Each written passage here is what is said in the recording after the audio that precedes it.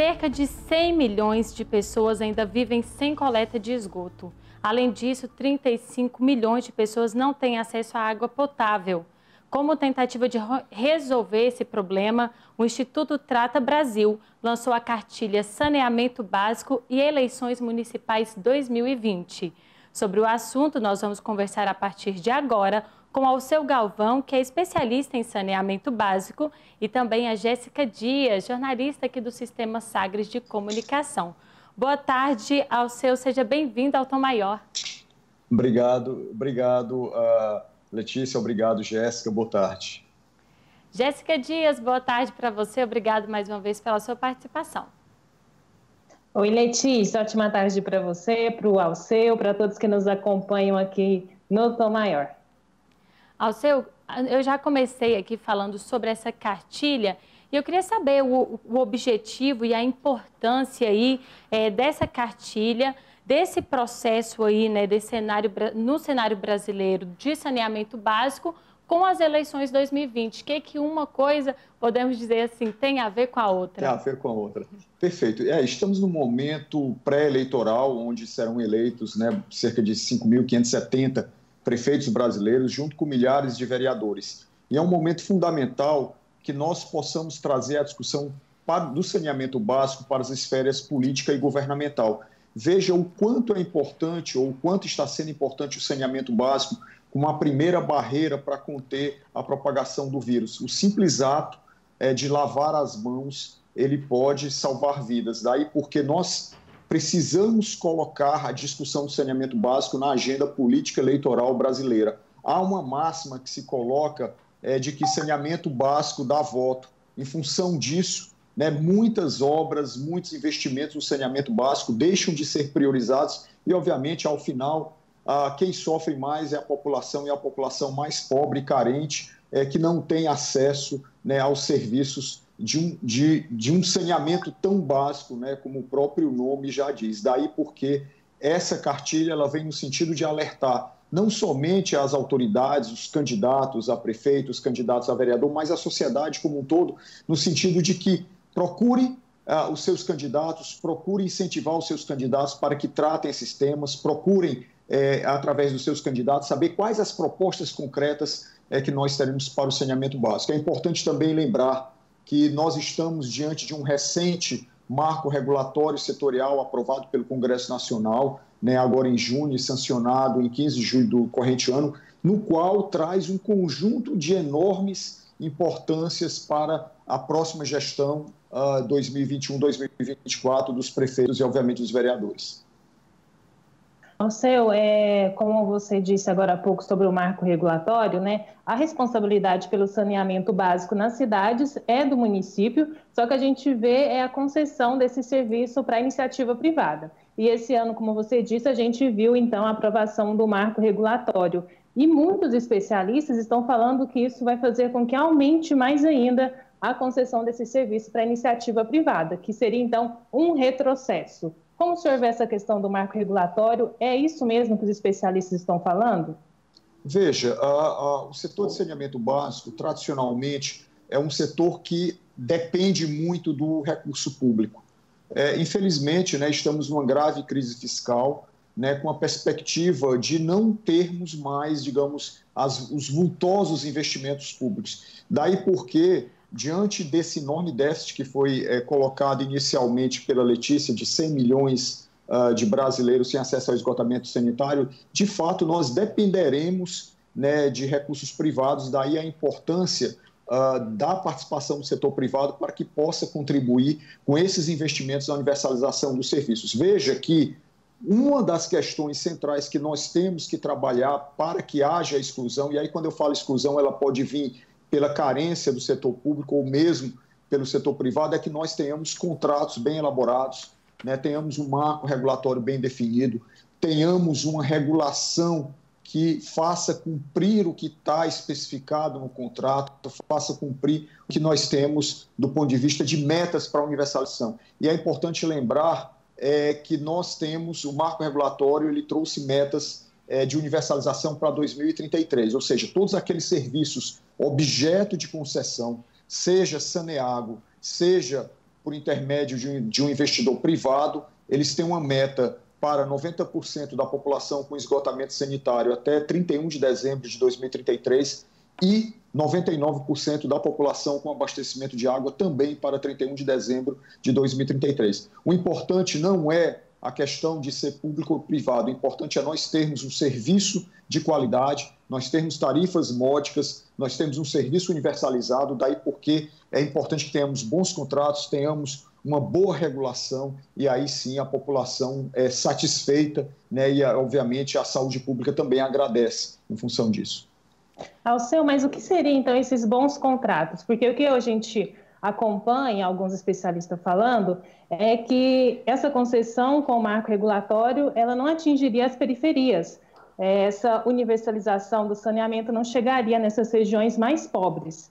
Então, o que a gente deve estar atento a esses contratos de concessão que podem vir por conta desse marco regulatório? Principalmente as metas. Então, as metas que estão postas e o novo marco regulatório, ele vai para além da meta da expansão da rede. Ele traz metas de intermitência, ou seja, para que a população tenha abastecimento 24 horas por dia. Ele também traz meta de redução de perdas, traz meta de eficiência e traz as metas de universalização, que é justamente esses investimentos, 90% de esgotamento sanitário, 99% de abastecimento de água até 2033. Veja que antes do marco regulatório, nós tínhamos previsão, e aí vários estudos que falavam da universalização daqui a 30 a 40 anos, ou seja, estávamos falando em 2060, 2070. Agora nós temos uma data marco, né, que é 2033, é um horizonte onde o setor ele terá que se estruturar, né, via prestadores públicos, né, no caso companhias estaduais de saneamento básico, é o caso da Saneaga, via operadores privados. Então eles terão que se estruturar para que possam atender essas metas. Alceu, nós estamos falando aqui também do novo marco regulatório, né, que é a Agenda de 2033, mas também temos aí o Objetivo de Desenvolvimento Sustentável, né, a Agenda 2030 da ONU, que tem como objetivo número 6 assegurar a disponibilidade e gestão sustentável da água e para saneamento de todos. Aí eu queria que o senhor falasse para a gente quais são os maiores desafios aí para o saneamento básico no país para atender tanto essa agenda de 2033 e também essa agenda da ONU de 2030. Veja, além do investimento, o problema do setor não se resume a dinheiro. Né? Se nós tivéssemos todos os 508 bilhões que o Plano Nacional de Saneamento Básico nos posicionava em 2013, o setor não tem capacidade de gestão. Então, é importante, associada ao investimento, nós fortalecermos a gestão. E aí, fortalecer a gestão não somente dos municípios, mas também dos próprios estados. A Lei 11.445, que trata do marco regulatório, que foi estabelecido em 2007, ela falava de um instrumento extremamente importante, que eram os planos municipais de saneamento básico. Então, esses planos, eles eram obrigatórios, né, vinculantes aos contratos de prestação de serviço, porém não tiveram sua eficácia, e aí eu estou falando no Brasil como um todo, muito em função da falta de capacidade de gestão dos nossos municípios. Ao longo do passado, como a estruturação das companhias estaduais foi feita em cima da época da ditadura militar, a política acabou, de certa forma, sendo conduzida pelos prestadores de serviço. E, de fato, quem é o real condutor dessas políticas são as prefeituras municipais. Agora, é importante lembrar também, Letícia, que quando estamos falando de saneamento básico, obviamente o foco da discussão é água e esgoto, mas há também outros componentes que fazem parte do saneamento básico, que é o caso da limpeza urbana e o manejo de resíduos sólidos e também a drenagem de águas pluviais urbanas, que fazem parte, lógico, dos objetivos do milênio também. Alceu, agora aqui para quem nos acompanha no Tom Maior, o eleitor que precisa estar atento para saber quais são aí as obrigações dos prefeitos, dos vereadores, na questão do planejamento do saneamento básico. Quais são essas obrigações, as principais leis, então, que regem esse setor? Veja, nós temos uma dessas obrigações que nós falamos, é a questão do planejamento. É ter um instrumento de planejamento, prever o futuro, pensar o futuro em termos de programas, projetos e ações e, da mesma forma, estabelecer contratos em cima em cima dessas metas que foram estabelecidas no Plano de Saneamento Básico. Lembrando que agora, ao contrário da versão original do marco regulatório, nós temos esse deadline, né, que é 2033. Então, os planos vão ter que ser, né, revistos, aqueles que foram já elaborados, os contratos terão que ser readequados para que, no caso, especificamente a Saneágua, os prestadores de serviço, eles possam atender a essas metas que estão postas no marco regulatório. Isso é um aspecto importante. Há outros aspectos também, por exemplo, os municípios agora são obrigados a delegarem a regulação ou criarem sua própria agência reguladora para que possa fazer o acompanhamento não só do plano, mas dos próprios contratos de prestação de serviço. E até mesmo aqueles municípios que não dispõem, não é prestador privado, não é a Saneágua e operam por meio de uma autarquia própria ou de um departamento, também devem ser regulados, daí porque é também uma obrigação dos próprios prefeitos. Mas veja que a lei também traz algumas particularidades que vão estar no dia a dia do cidadão. Por exemplo, há muitas situações no Brasil em que o cidadão tem a rede coletora à disposição e ele acaba não se interligando. Então, isso acaba virando um sistema ocioso e o cidadão acaba utilizando de uma força rudimentar, poluindo o lençol.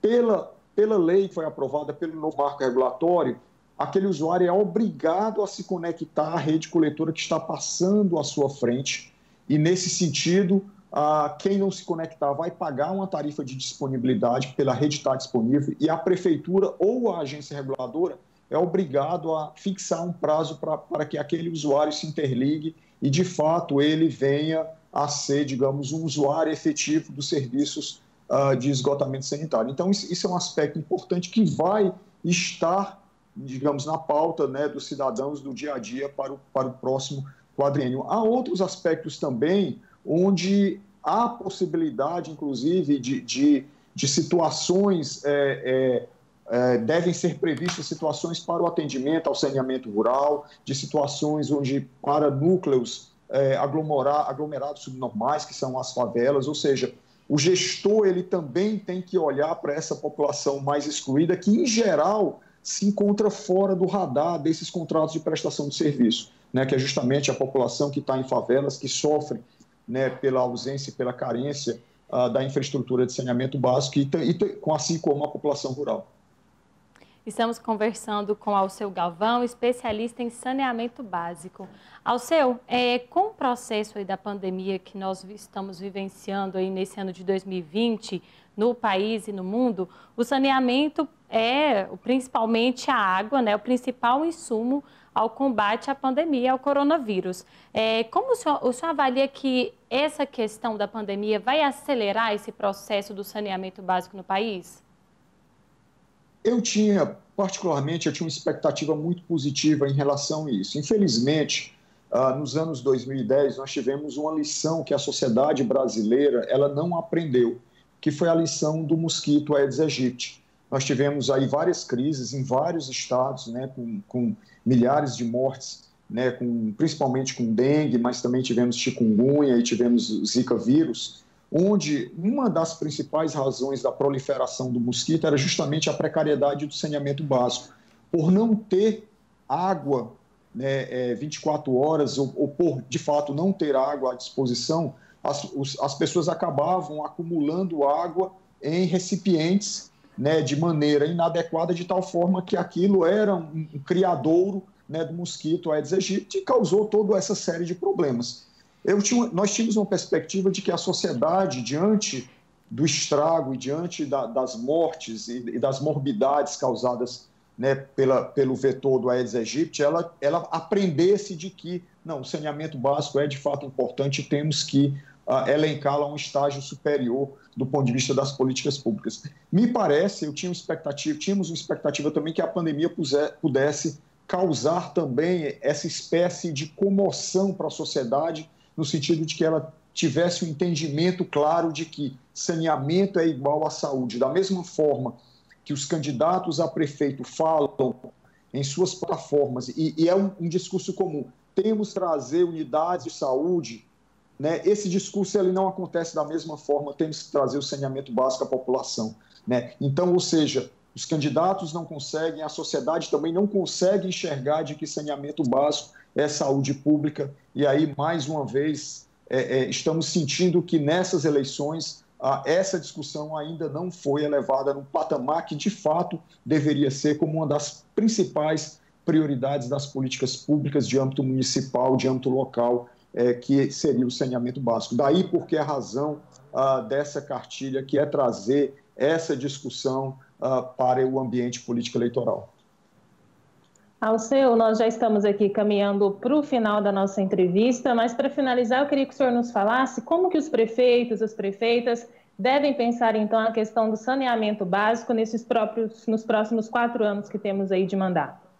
Uma das questões básicas e que nós sentimos falta é a necessidade de estruturação de equipes próprias para que possam atuar no saneamento básico. Então, é importante que em cada município, mesmo aqueles pequenos municípios, haja uma estrutura, uma divisão, um departamento, uma pequena unidade administrativa, onde nós tenhamos tecnólogos ou mesmo engenheiros sanitaristas, mas nós tenhamos pessoas que compreendam o saneamento básico. A partir dessa estrutura, a prefeitura pode administrar o seu instrumento, que é o plano de saneamento básico, pode acompanhar o desenvolvimento dos contratos de prestação dos serviços, pode buscar oportunidades para captação de recursos na União ou até mesmo editais para a captação de recursos. Ou seja, a lição mais básica que nós aconselhamos para os futuros prefeitos e prefeitas do estado de Goiás é